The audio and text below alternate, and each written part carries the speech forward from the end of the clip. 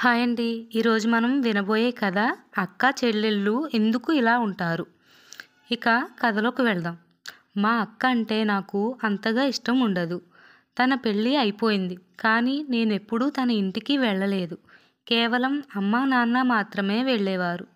నాకు తను ఎలా ఉందో కూడా తెలియదు.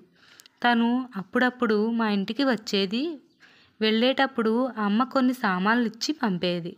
ఈ విషయం నా భార్య నాకు వచ్చి చెప్పేది. చూడు, మీ అమ్మ మీ సంపాదనంతా ఎలా ఖర్చు చేస్తుందో మీ అక్కకి. ఇలాంటివి అన్నీ ఇక మానేయమని మీ అమ్మకు చెప్పు అంది. ఇదంతా విని నాకు కూడా చాలా కోపం వచ్చింది. వెంటనే అమ్మ దగ్గరకు వెళ్ళి, ఏంటమ్మా ఇదంతా? నువ్వు అక్కకి ఎప్పుడు వచ్చినా పప్పులు, బియ్యం, సబ్బులు ఇలా ఏదో ఒకటి ఇచ్చి పంపిస్తూ ఉంటావు అన్నాను. అక్క ఈ మాటలు విన్నది. ఒక గంట తర్వాత నా దగ్గరకు వచ్చి, చిన్నా, రిక్షా పిలుస్తావా, నేను ఇంటికి వెళ్ళాలి అంది. అక్క మాటలు విని నేను లోపల ఎంతో సంతోషపడ్డాను. కానీ మాట వరుసకు, ఇంకా కొన్ని రోజులు ఉండొచ్చు కదా అక్క అన్నాను. లేదు, స్కూలు సెలవులు అయిపోయాయి. రేపటి నుండి పిల్లలను స్కూల్కి పంపించాలి అని చెప్పి తను వెళ్ళిపోయింది.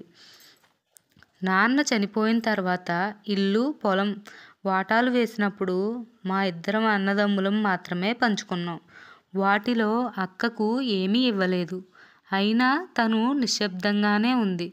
కానీ మా అమ్మ బాగా ఏడ్చింది అక్కకు కూడా కొంచెం ఇవ్వమని. ఎందుకంటే అక్కకి కట్నంగా ఏమీ ఇవ్వలేదు. అప్పట్లో అక్క అందాన్ని చూసి వాళ్ళ అత్తగారు పిల్లనిస్తే చాలు, కట్నం అవసరం లేదని చెప్పి పెళ్లి చేసి తీసుకెళ్లారు. అందువల్ల అక్కకు వాటా ఇవ్వాల్సిన అవసరం లేదని అమ్మను తిట్టి నోరు మూయించాం. తర్వాత అన్నయ్య తన వాటాని అమ్మి సిటీకి వెళ్ళిపోయాడు. అక్కడికి వెళ్ళి తన వ్యాపారం మొదలుపెట్టాడు. మా అక్కకు మేము చేసిన దానికి మాకు శిక్ష పడింది. అన్నయ్య వ్యాపారం బాగా దెబ్బతిన్నది. ఇప్పుడు తను కష్టపడి పని చేసుకుంటున్నాడు. నా పెద్ద కొడుకుకి అనారోగ్యం పాలయ్యాడు. లక్షలు ఖర్చు అయ్యాయి. నా దగ్గర ఉన్నదంతా అయిపోయి అప్పులు పాలయ్యాను.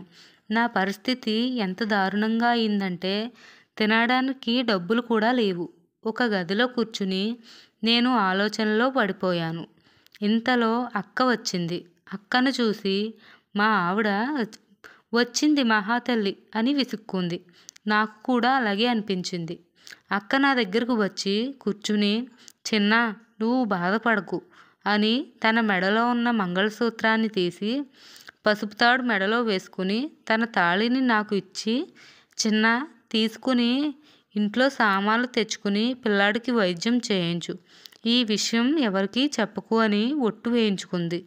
ఇంకా అవసరమైతే మొహమాట పడకుండా అడుగు అని చెప్పి వెళ్ళిపోయింది. నేను చాలా ఆశ్చర్యపోయాను. తనను చూస్తే చెప్పులు అరిగిపోయి ఉన్నాయి. బట్టలు కూడా చాలా పాతగా ఉన్నాయి. నేను ఎప్పుడూ మా అక్క పరిస్థితిని తెలుసుకోలేదు. కానీ అక్క నన్ను ఆపదలో చూసి అక్క పరిగెత్తుకుంటూ వచ్చి తన బంగారు తాళిని తీసి నాకు ఇవ్వడం నన్ను ఆలోచనలో పడేసింది. నా కళ్ళల్లో నీళ్లు తిరిగాయి. మేము అన్నదమ్ములం ఎంత స్వార్థపరులం. అక్కను ఒక్క క్షణంలోనే పరాయిదాన్ని చేసేశాం అని బాధపడతాడు. అసలు అక్కా చెల్లెళ్ళ మీద ప్రేమ అప్పటి వరకు ఒకరిని విడిచి ఒకరు ఉండలేరు అన్నంత ప్రేమ మగవాళ్ళకి భార్యలు వచ్చాక ఎందుకు మారుతుంది? భార్య ప్రేమ కోసం తోబుట్టువుల ప్రేమను వదులుకోవాల్సి వస్తుంది. కానీ భార్యలు ఒక్కటి ఆలోచిస్తే వారు కూడా పుట్టింటి నుండి అన్నదమ్ముల ప్రేమను చూసి వచ్చిన వారే కదా. మాకు మా అన్నదమ్ముల మీద ప్రేమ ఎంత ఉంటుందో అలాగే మా ఆడపడుచులకి ఉంటుంది కదా అని ఆలోచిస్తే ఈ లోకంలో బంధాలు బీటలు వారకుండా ఉంటాయి అని తనలో తాను మదన పడుతూ జీవితం కొనసాగుతుంది. ఇక్కడితో ఈ కథ ముగింపు. ఈ కథ కనుక మీకు నచ్చితే లైక్ చేయండి, సబ్స్క్రైబ్ చేయండి. Thanks for watching.